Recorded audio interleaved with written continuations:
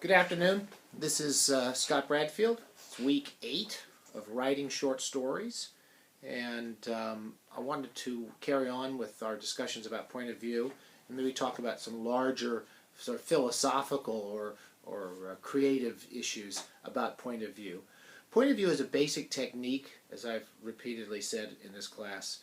It's common in all forms of fiction. There are different types of point of view, but the most common point of view technique is keeping close to one character at a time. That's certainly what Carver does often in his stories, as he's being our textbook this term. But most writers do it. The technique of point of view has changed over time, so you're not going to learn contemporary techniques of point of view by reading Henry James. Henry James is dead. You will see the formation of many techniques in Henry James or James Joyce, but you need to be reading living writers. Point of view has changed a great deal since Dickens, and it's used differently today, just as techniques in film have changed enormously since the beginnings of film, and since Potemkin. There's going to be changes in the way films are made and the way we see films. So you need to read living writers, as I keep saying. And today I put a little post on on our website from The Master of Disguise, which is one of my favorite films. When my son was little, we used to watch this movie all the time.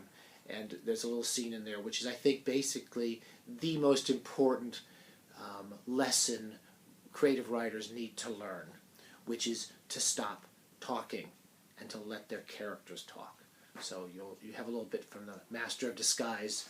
And I'm not the Master of Disguise, but here's what I'd like to talk to you about today. One of the questions that comes up, and there's 2 questions that come up in my classes every term, and I can address these in classes, and I'd like to address them in the lecture this week. The first question I get all the time is people asking me to explain to them why point of view is operating in a story or where it's not operating. And what I almost always do is try to point out in your manuscripts where point of view is operating clearly, where we're seeing the world from a certain person's point of view, we're hearing the world from that person's point of view, and to point out passages where it's not working. It's very hard to give you much more than that, though I will give you 2 pages this week of warning signs about when point of view isn't operating that clearly, and I think those are worth reviewing. You're going to learn a lot by looking at other people's stories and seeing where I note point of view is operating, point of view isn't. You'll notice other people doing it right, you'll notice other people doing it wrong more quickly than you will notice yourself doing it correctly or doing it incorrectly. So you will eventually understand it for your own writing. It's not that hard to do. It is a conceptual issue that you just need to overcome. It's like riding a bike. I can't think of a better metaphor. I can tell you how to ride a bike. I can describe which foot goes on which pedal, and I can tell you how to balance yourself on the bike. But until you've done it a few times and you've watched other people do it, you're not going to do it yourself. So just be patient with yourself. Don't expect to learn it overnight. Here's the other question I get very often. I got it this past couple of weeks from a couple of people, and I hear it in every class I teach, and that is, to put it as simply as I can, if I'm writing a story from Bob's point of view, and the story is about Bob and Betty, how do I let people know what Betty is thinking? So if I've chosen Bob as my point of view, how do I tell people what Betty's thinking? And my answer is always, when you ask that question, you are not thinking like a fiction writer. You're thinking like an analyst or an explainer or writing a textbook about marriage. You're not thinking as a fiction writer. If you've chosen Bob as your point of view, that's your choice. You are limited to his point of view. You might, in a future scene, switch to Betty's point of view. Fine. But it's going to be difficult to do, and you're going to have good reasons to switch point of views, and your reader's going to be a little confused if you're switching a lot. So first of all, as I keep saying, learn to do one point of view from beginning to end of a story, then you can start switching. But you don't need to switch point of views. If you're switching to tell us stuff, about the other characters, you're thinking wrong. Stories are about experiences of one person at a time, preferably one person throughout the book or story, and how they see the world and what they learn about the world. Now, you have limitations in a story. And we're going to do that as an exercise next week, is trying to recognize that when you set up Bob as your point of view at the beginning of your story, and you've started the story when Bob returns home to find his wife in bed with the mailman or the postman, that's the beginning of your story. You have limitations. You can't pop around to the postman's point of view. You can't pop around to what happened before Betty met the postman. You've set up a story, and you've started that story, and you have limitations in your story. Those are good things, because otherwise you can write, as the Master of Disguise says, you can just keep talking forever about Bob and Betty. You have now limitations that are directing your story. Good. This is one of the pleasures of writing fiction. Now, I'd like to just show you, one of the students mentioned this in class this week, and it's one of the reasons why I like this story. They're Not Your Husband by Raymond Carver, which was last week's reading assignment. And I want you to look at this as a good example of what we're talking about here. We have a point of view of Earl, as we read last week, the opening of the story. It's very quickly established that Earl is the point of view. And Earl isn't really a very pleasant person in many ways. And we don't see the point of view of his wife, Doreen, at all in the course of this story. Look at the story again and reconfirm the fact that Earl is your point of view in that story. We never see Earl from Doreen's point of view. We don't need to. How do we know how Doreen feels in some of these scenes? Someone said we should feel sorry for her. She's being treated terribly.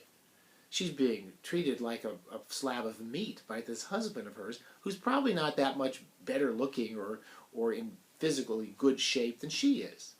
How do we know how she feels? Do we need to be told she feels embarrassed or humiliated when she has to stand on the scale for him when he shows up? No, we don't need to be told that. We don't need to be told how she feels, because we're human beings.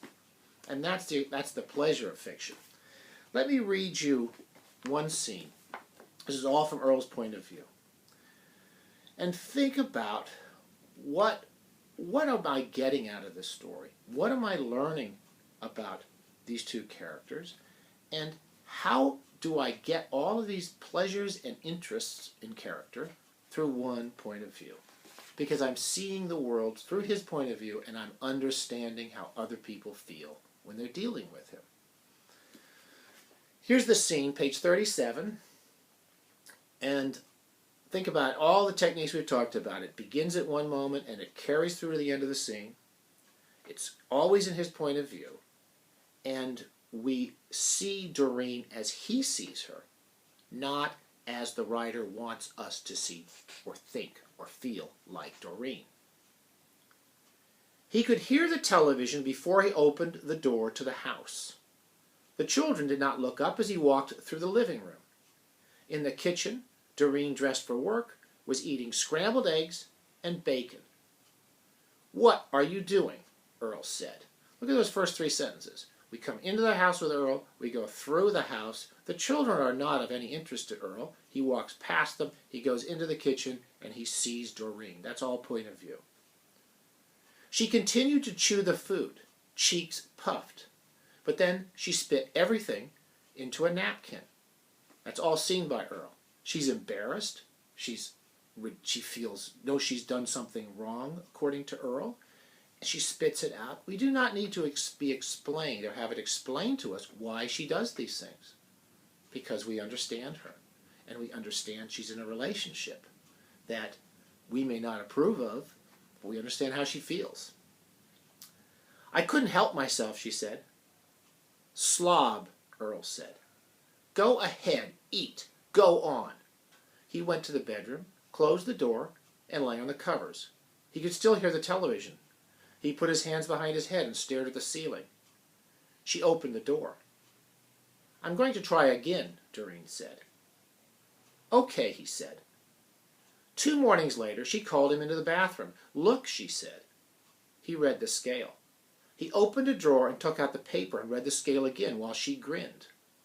"3/4 of a pound," she said. "It's something," he said, and patted her hip. That's all Earl. That's all Earl's point of view.